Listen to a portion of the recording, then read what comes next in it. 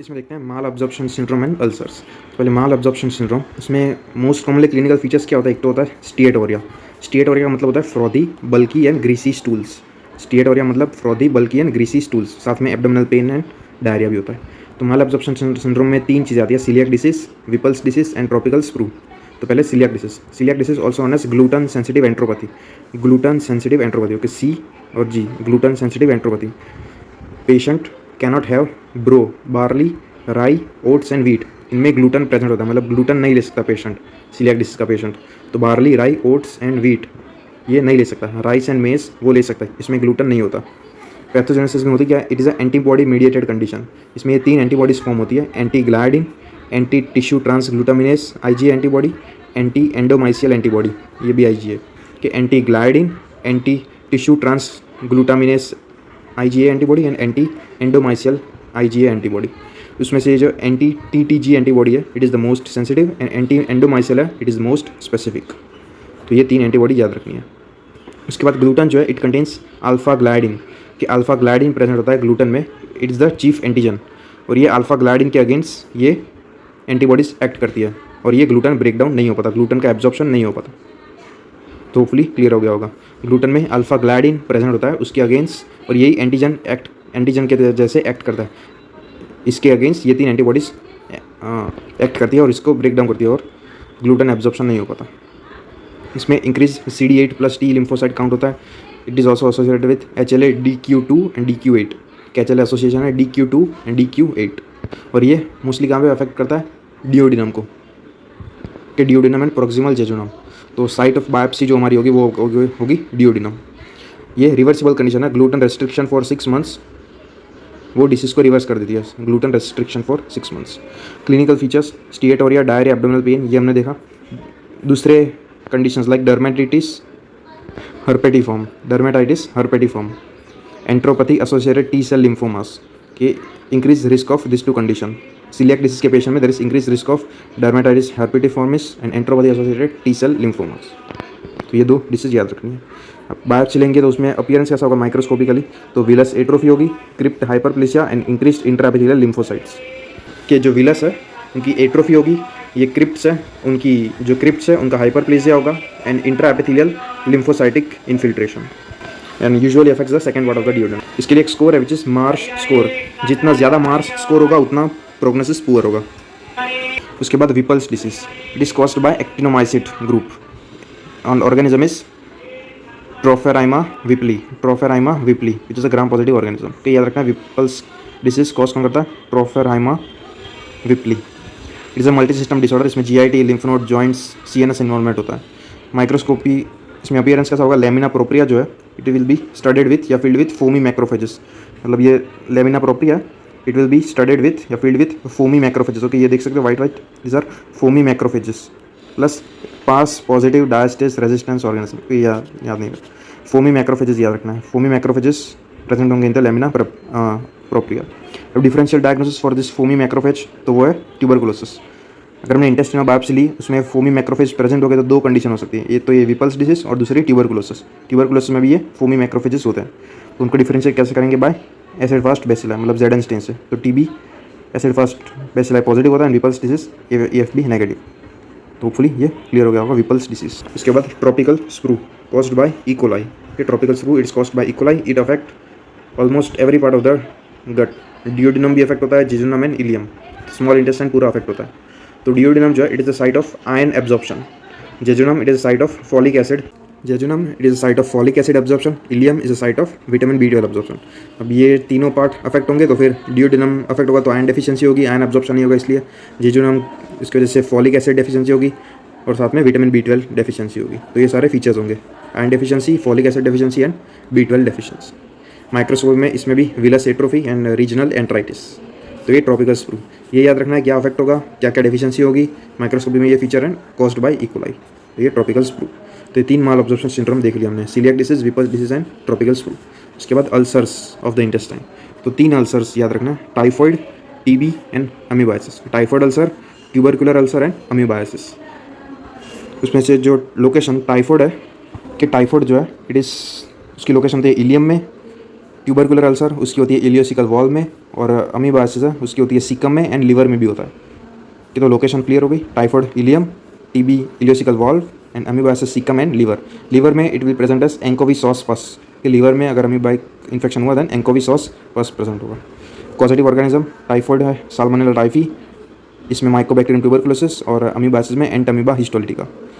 जो typhoid ulcers होते हैं दे आर लॉन्जिट्यूडनल अल्सर, कि दे आर ऐसे लॉन्जिट्यूडनल अल्सर्स होते हैं टाइफॉइड अल्सर। जो ट्यूबरकुलर अल्सर होता है वो दे आर ट्रांसवर्स अल्सर, इस तरीके से होता है ट्रांसवर्स अल्सर। और जो अमीबासिस होता है उसमें फ्लास्क शेप्ड अल्सर होता है, इस तरीके से फ्लास्क शेप्ड अल्सर, कि ये फ्लास्क शेप्ड अल्सर होता है। Strictures they are less common in typhoid, strictures are more common in tubercular ulcer. Okay, याद रखना strictures they are more common in tubercular ulcer and fibrosis also is seen. फिर microscopy में tubercular ulcer में हमें granulomas formation दिखेगी, ठीक है, TB infection इसलिए granuloma formation plus acid fast bacilli होगा। अमीबासिस में एरिथ्रोफेगोसाइटोसिस, मतलब जो मैक्रोफेज होगा वो आरबीसी को एंगल्फ कर लेंगे, उसे कहते हैं erythrophagocytosis, engulfment of RBC by macrophage, erythrophagocytosis seen in amoebiasis and amoeba histolytica. कि ये टाइफॉइड अल्सर है लॉन्जिट्यूडनल अल्सर, ये ट्यूबरकुलर अल्सर है ट्रांसवर्स अल्सर, और ये अमीबासिस फ्लास्क शेप्ड अल्सर। तो ये सारे हमने अल्सर्स देख लिया ऑफ इंटेस्टाइन। इसके बाद लास्ट कंडीशन है pseudo membranes colitis. It is seen in patient with long standing cephalosporin या एंटीबायोटिक, जो प्रोलॉन्ग ड्यूरेशन के लिए एंटीबायोटिक थेरेपी में होते हैं लाइक सिफेलोस्पोरिन, उनमें ये देखने को मिलता है pseudo membranes colitis. Organism clostridium difficile, clostridium difficile. Antibiotic given for a long time, उसकी वजह से गट फ्लोरा जो है वो कम हो जाएगा, कि इंटेस्टिनल बैक्टीरिया वो कम हो जाएंगे। Over growth of this micro organism, over growth of Clostridium difficile, it will release toxin और वो डैमेज करेगा एपिथेलियम को। तो ये उसकी pathogenesis. Gross feature dirty yellow necrotic material on the intestine, dirty yellow necrotic material on the intestine. Microscopy में neutrophil coming out of the damaged epithelium in volcano like fashion, इसे याद रखना, neutrophils present होंगे coming out of damage epithelium in volcano like fashion. तो ये pseudo membranes colitis. अब देखते हैं इन्फ्लेमेटरी बॉवेल डिसीज के बारे में। इसमें दो डिसीज आती है, Crohn's disease and ulcerative colitis.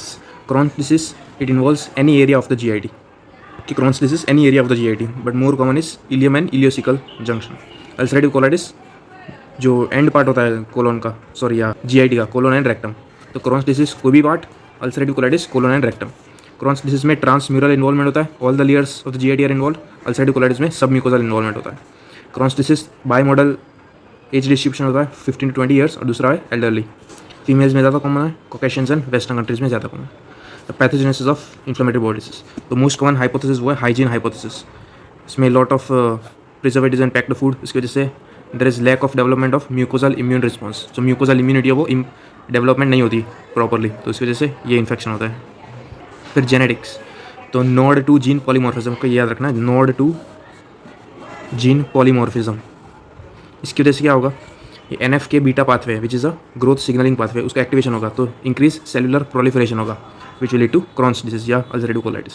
तो नॉड टू जीन पॉलीमॉर्फिज्म ये याद रखना है, ये एक्टिवेट करेगा NF के बीटा पाथवे को, ज़्यादा एक्टिवेट करेगा तो ज़्यादा सेल प्रोलिफरेशन होगा, lead to Crohn's disease and ulcerative colitis. फिर ATG ये सब याद रखने की जरूरत है। ये याद रखना IL-23 receptor polymorphism, it is protective for both Crohn's and ulcerative colitis. Okay, IL-23 receptor polymorphism protective for both Crohn's disease and ulcerative colitis. HLA association Crohn's में है HLA-DR1, अल्सरेटिव कोलाइटिस में HLA-DR2। तो ये clear हो गया। Pathogenesis, hygiene hypothesis, ये genetics part देख लिया, नॉड टू जीन पॉलीमॉर्फिज्म कि IL-23 रिसेप्टर पॉलीमॉर्फिज्म ये प्रोटेक्टिव, और ये HLA एसोसिएशन। अब कंपैरिजन देखते हैं Crohn's disease and ulcerative colitis. तो Crohn's disease most common site is ileum, caecum and ileocaecal valve, लेकिन any part of the GIT can be involve. तो मैं इसको CD एंड UC करके बोलूँगा, CD एंड UC। UC में most common site is rectum and colon, इसमें rectum से start होता है और कोलोन में स्प्रेड होता है, तो रेट्रोग्रेड स्प्रेड होता है और अल्टीमेटली पूरा कोलोन भी इन्वॉल्व होता है, उसे कहते हैं बैकवॉश इलियाइटिस। CD ट्रांसम्यूरल इन्वॉल्वमेंट होता है, UC सब म्यूकोजल इन्वॉल्वमेंट। ये ग्रॉस पैथोलॉजी, पहले क्रॉन्स डिसीज के बारे में देखें। तो इसमें स्किप लीजन्स होते हैं, they are non continuous and most characteristic, मतलब थोड़ा पार्ट इन्वॉल्व होगा फिर थोड़ा नॉर्मल होगा और उसके बाद थोड़ा इन्वॉल्व होगा थोड़ा नॉर्मल, तो इसके इसे कहता है skip lesions. They are non continuous and most characteristic of Crohn's disease. इसमें डीप नाइफ लाइक अल्सर के ट्रांसम्यूरल इन्वॉल्वमेंट होता है, तो deep knife like serpentine ulcer होता है, और एफ्थस अल्सर इनिशियली होते हैं, they are the earliest lesion. Aphthous ulcer they are the earliest lesion, और वो एफ्थस अल्सर फिर they join to form serpentine ulcer के डीप नाइफ लाइक अल्सर होता है, इनिशियली एफ्थस अल्सर होता है, वो जॉइंट होकर फिर सर्पेंटाइन अल्सर फॉर्म करता है। Transmural involvement, rubbery thick intestinal wall बन जाती है, रबरी थिक इंटेस्टिनल वॉल।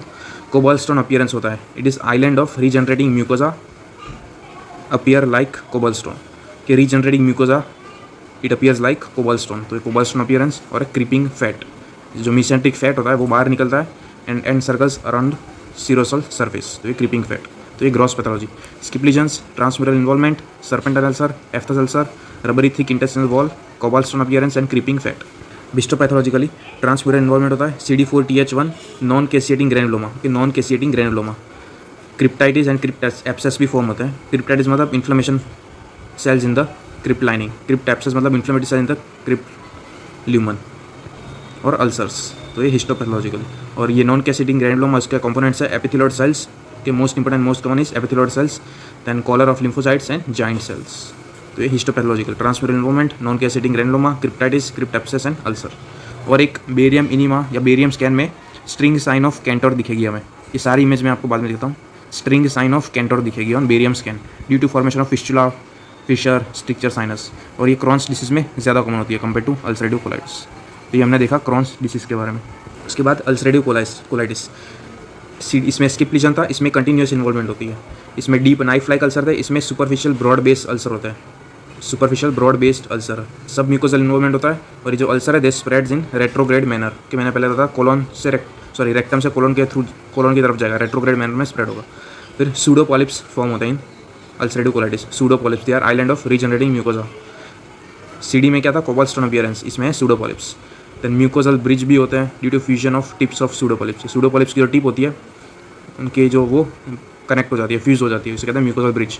फिर टॉक्सिक मेगाकोलन, टॉक्सिक मेगाकोलन क्या है, obstruction of bolus and food, it will lead to release of toxin. उससे वजह क्या होगा, पूरा कोलन वो डिस्टेंड हो जाएगा। So full distension of the entire colon, उसे कहते हैं टॉक्सिक मेगाकोलन, वो दिखेगा इन अल्सरेटिव कोलाइटिस में।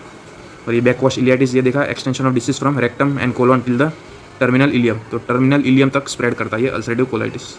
तो इसकी gross pathology, continuous involvement, superficial broad base ulcer, spread in retrograde manner, सब mucosal involvement, pseudopolyps, mucosal bridge, toxic megacolon, backwash ileitis. Histopathologically सब म्यूकोजल इन्वॉल्वमेंट होता है। क्रिप्टाइटिस एंड क्रिप्ट एब्सेस, इसमें ज़्यादा देखने को मिलता है ये क्रिप्टाइटिस क्रिप्ट एब्सेस, अल्सरेटिव कोलाइटिस में ज़्यादा देखने को मिलता है। और इसमें कंटिन्यूस इन्वॉल्वमेंट होता है। तो surgical rejection is easier in ulcerative colitis because lesions they are continuous. Crohn's disease में स्किप लीजन्स थे तो उसमें डिफिकल्ट रहता है। इसमें देख सकते हो ये वाला पार्ट नॉर्मल है, ये लीजन है, ये नॉर्मल है और ये लीजन है, तो स्किप लीजन्स इसे कहता है सीन इन क्रॉन्स डिसीज। फिर ये कोबाल्टस्टोन अपीयरेंस के रीजनरेटिंग म्यूकोजा बाहर निकलेगा, उसे कहता है कोबाल्टस्टोन अपीयरेंस। ये भी क्रॉन्स डिसीज में रबरी थिक इंटेस्टिनल वॉल हो जाएगी, ये भी कोबाल्टस्टोन अपीयरेंस। और ये क्रीपिंग फैट, जो मिजेंट्रिक फैट है वो बाहर निकलेगा और वो सिरोसा के अराउंड प्लेस हो जाएगा, क्रीपिंग फैट। तो सारे फीचर्स है। ये cobblestone like appearance, skip lesions देख सकते हो यहाँ पे, fissures, deep knife like ulcers, thickened wall and fat wrapping या क्रीपिंग फैट। तो ये क्रॉन्स डिसीज। ये है string sign of Kantor, string sign of Kantor, Crohn's disease में ज़्यादा देखने को मिलता है। ये है सूडोपॉलिप्स, ये मल्टीपल प्रोट्रूशन देखते हो, ये है सूडोपॉलिप्स, अल्सरेटिव कोलाइटिस में दिखता है। ये है क्रिप्ट एब्सेस, ये क्रिप्ट है, उसके अंदर ये एब्सेस फॉर्म हो गया है, इसे कहते हैं crypt abscess, more common in ulcerative colitis. कि ये है क्रॉन्स डिसीज। स्किप लीजन देख सकते हो, ये इन्वॉल्व है, ये नॉर्मल इन्वॉल्व नॉर्मल, और ये any part of the GIT involve हो सकता है। और ये अल्सरेटिव कोलाइटिस कंटिन्यूस इन्वॉल्वमेंट है, रेट्रोग्रेड स्प्रेड है, बैकवॉश इलियाइटिस है, ये स्प्रेड करता है till the terminal ilium, terminal ileum तक ये स्प्रेड करता है। Continuous colonic involvement beginning in the rectum, ये अल्सरेटिव कोलाइटिस और ये है क्रॉन्स डिसीज। इसके बाद क्लिनिकल फीचर्स, तो फीवर होता है, एब्डोमिनल पेन, डायरिया, ये सारे कॉमन फीचर्स। फिर एक्स्ट्रा इंटेस्टिनल मैनिफेस्टेशन, तो डर्मेटोलॉजिकल में erythema nodosum, oral ulcer, hepatobiliary में primary sclerosing cholangitis, primary sclerosing cholangitis, more common in ulcerative colitis. And fatty liver, autoimmune liver disease. Ophthalmic में uveitis, iritis, scleritis, episcleritis. Haematological में anaemia of chronic disease, iron deficiency anaemia, clotting problems. Renal में calcium oxalate stones, ये ज़्यादा होते हैं, दोनों में common ही होते हैं। देन मस्कुलोस्केलेटल में migratory polyangiitis, sacroiliitis, ankylosing spondylitis. तो ये extra intestinal manifest, skin, liver, eye, blood, kidney, muscles, सारा सिस्टम इन्वॉल्व होता है। ये टेबल है comparison between Crohn's disease and ulcerative colitis, कि सिंपली आप पढ़ सकते हो। Smoking is a risk factor in Crohn's disease, it is protective in ulcerative colitis. Risk factor है in Crohn disease, protective against in ulcerative colitis. Primary sclerosing cholangitis ulcerative colitis में ज़्यादा common होता है। यूवेआइटिस, एंकाइलोसिंग spondylitis ये क्रॉन्स में ज़्यादा common होता है। स्किप लीजन, कोबाल्टस्टोन, सो ये सारा हमने देख लिया है। रिस्क ऑफ कोलोन कार्सिनोमा दोनों में इक्वल है, okay, risk of colon carcinoma दोनों में इक्वल है। क्रिप्ट्स एब्सेस इसमें ज़्यादा कॉमन होता है, अल्सरेटिव कोलाइटिस में। ग्रैनुलोमा इसमें होता है क्रॉन्स डिसीज़ में। एंटीबॉडीज़, हाँ ये इंपॉर्टेंट, एंटीबॉडीज़ तो क्रॉन्स डिसीज़ में होती है एंटी सैकरोमाइसिस सेरेविसिए, एस का एंटीबॉडी कहते हैं, एंटी सैकरोमाइसिस सेरेविसिए, और दूसरी है एंटी फ्लैजेलिन एंटीबॉडी। तो क्रॉन्स डिसीज़ में दो एंटीबॉडी होती है, anti Saccharomyces cerevisiae and anti flagellin antibody.